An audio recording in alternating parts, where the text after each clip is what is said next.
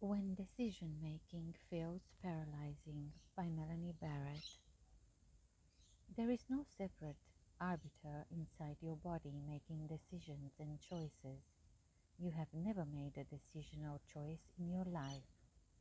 Choice is just a functioning of the dualistic brain, a beautiful gift until it becomes painful. There is nothing separate from God, life, that has agency to make choices. It just seems that way. Of course, choices seemingly appear in the natural unfolding, which is always spontaneously, immediately now. But those apparent choices have no separate chooser. The chooser and the choices are one.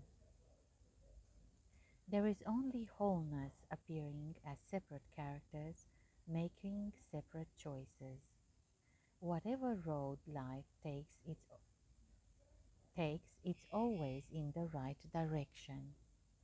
Such a paradox that the separate I seems to be the only one awakening and becoming more conscious and aware. It seems so convincing that I am waking up, I am making more conscious choices, choices that benefit all rather than little me. So convincing is this illusion of a separate chooser, a separate decision maker, who can affect life to flow in a particular way, positive or negative, so much individual responsibility. But when consciousness is ready to wake up to truth, to dissolve the illusion of separation in a body-mind, then the illusion of choice and decision-making becomes hell. The illusion of separation in any way, shape or form becomes hell. Because there is a divine merging taking place. It is becoming realized through the body-mind that choice is an illusion.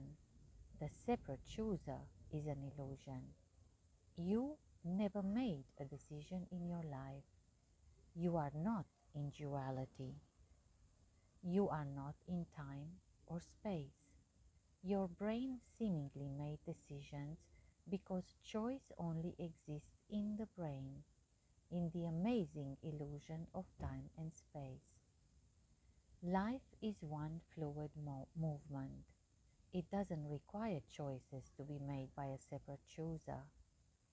Chooser, choosing, and choice made are one, simply appearing as three separate movements in the dualistic brain.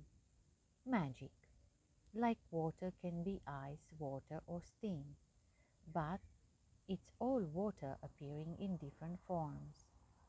What you really are doesn't need to be involved in the decision making of the brain. It is doing it by itself. It has already absorbed, appropriate that data. It does its job perfectly by itself. If an apparent decision leads to an outcome less favorable than, than anticipated, then the system is automatically updated and the brain decides what is more or less favorable for the organism by itself. It is a magical instrument and it is working perfectly by itself. Life naturally updates your brain's functioning. The very experience of life evolves the brain naturally. No middleman required, no stress required. Does an operating system feel responsibility or stress? Little me, the illusionary separate one may say, where does that leave me? This is a time to inquire.